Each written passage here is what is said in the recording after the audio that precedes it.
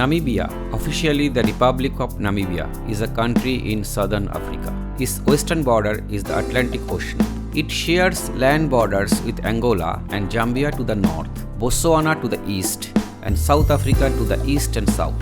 Namibia offers stunning landscapes featuring vast Namib Desert to wildlife-rich Etosha National Park. Its unique mix of adventure, wildlife safaris, and cultural experiences make it a must-visit destination. The dramatic scenery includes towering red sand dunes, rugged mountains, and the eerie skeleton coast. Namibia is in the southern hemisphere. There is no direct flight to Namibia from India. Either you go via South Africa or Ethiopia. I had opted to go from Calcutta to Dubai via Johannesburg and then Windhoek, with first two sectors operated by Emirates and the last leg by Airlink, very popular and extensive network-based regional airline.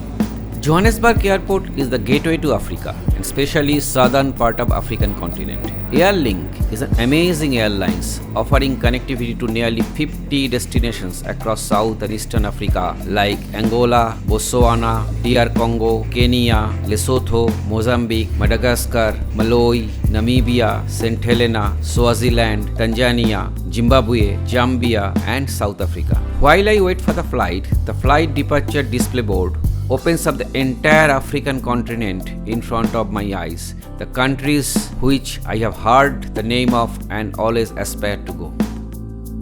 Our flight is ready for boarding. We are walking into the aircraft for boarding. Airlink operates short to medium haul flights and they use Embraer 140 or Embraer 135 type of aircraft.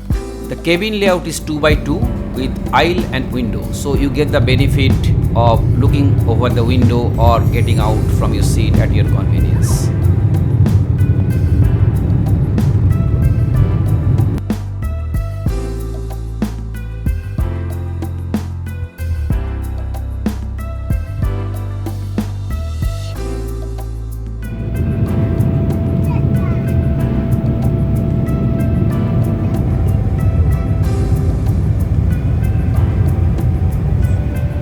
Passengers requiring assistance are requested to please remain seated until all the other passengers has disembarked. Immigration was easy. For Indians, you get to take a Namibian visa. You have to apply to the Namibian embassy at New Delhi. There is no provision of online submission. You have to send your passport for visa. Getting into the road is a long 50-mile journey from the airport to the downtown Windhoek. So it would take nearly an hour and it is a fantastic African sunset. It really was a memorable experience. My first evening or night is at Chameleon Backpackers Guest House. It is centrally located nearly downtown Windhoek. It is a fantastic property with free Wi-Fi in most of the rooms, very central location, and a pool for cooling off during those long hot Namibian summer days. There is a modest bar. Lunch and dinner is traditionally home cooked style. Mostly you get pizza or toast or other simple meal. Every day they put out a notice in the morning where you can find out what they are offering for lunch or dinner. You have to pre-book your dinner in the morning. There is a fully equipped self-catering kitchen. You can also pick up some fresh food at the supermarket and cook on your own. It is a tiring day, so I settled for a South African whiskey.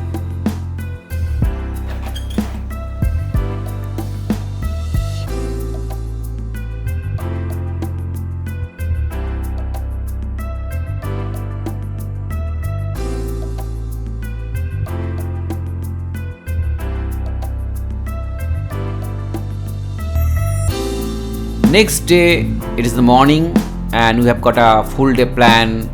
We are going for a walking tour in the morning and after that we go to Nankuse Wildlife Sanctuary.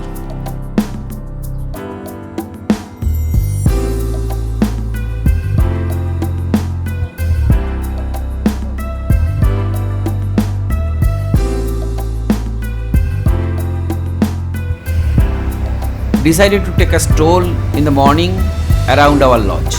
Windhoek is really very cute modern city. It has got a well-paved road, smart buildings, and very clean. It is the capital and largest city of Namibia. Windhoek is the social, economic, political and cultural center of the country. Nearly every Namibian national enterprise, government body, educational and cultural institution is headquartered here. Windhoek is also known as the art capital of Namibia. The National Art Gallery, National Theatre and the National Museum are all located here.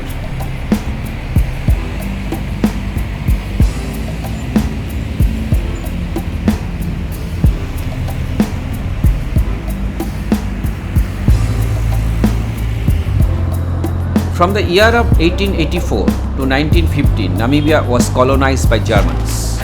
South Africans took over from 1915 and Namibia was called Southwest Africa for the next 70 years. Southwest Africa was not allowed to be annexed by South Africa. Rather, it was governed as a mandated territory. Namibia got independence on 21st March 1990. It is run by one dominating political party named SWAP, Southwest Africa People Organization. Namibian currency is Namibian dollar and it is equal to Indian rupee 4.72. As part of our walking tour, the first destination is the Christ Church.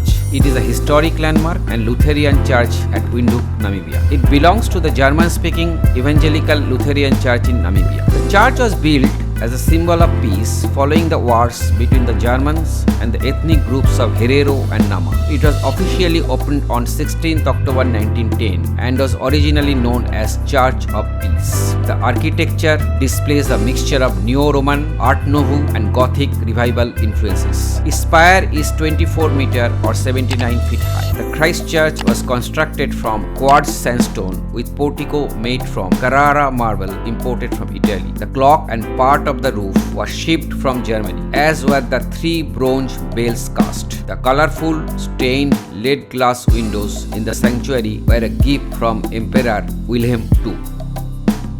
Our next stop would be the Parliament Building. The Parliament Building at Windhoek is the seat of both houses of the Parliament of Namibia, the National Council and the National Assembly. It is located north of Robert Mugabe Avenue and was designed by German architect Gottlieb Redeker between 1912 and 1913 as an administration building for the German government, which colonized Namibia at the time. The building project used forced labor by Herero and Nama people who, having survived the Herero and Namaka genocide, had been placed in concentration camps. The building was opened on 12th April 1913 and was named Tinte Palast or Ink Palace. When Namibia achieved its independence in 1990, the Tinten Palast became the seat of the National Assembly. The Parliament building is surrounded by the Parliament Gardens, which is very popular among the inhabitants of Windhoek.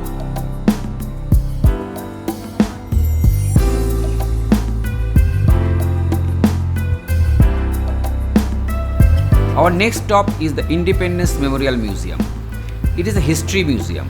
It focuses on the anti-colonial resistance and the national liberal movement of Namibia. The museum is located on Robert Mugabe Avenue and was designed and built by Mansudae Overseas Projects, a North Korean firm. It is flanked by 2 statues, a statue of Namibia's first president Sam Nujoma and the Genocide Memorial, both also built by Mansudae. The museum was inaugurated on March 20, 2014, the 24th anniversary of independence of the country.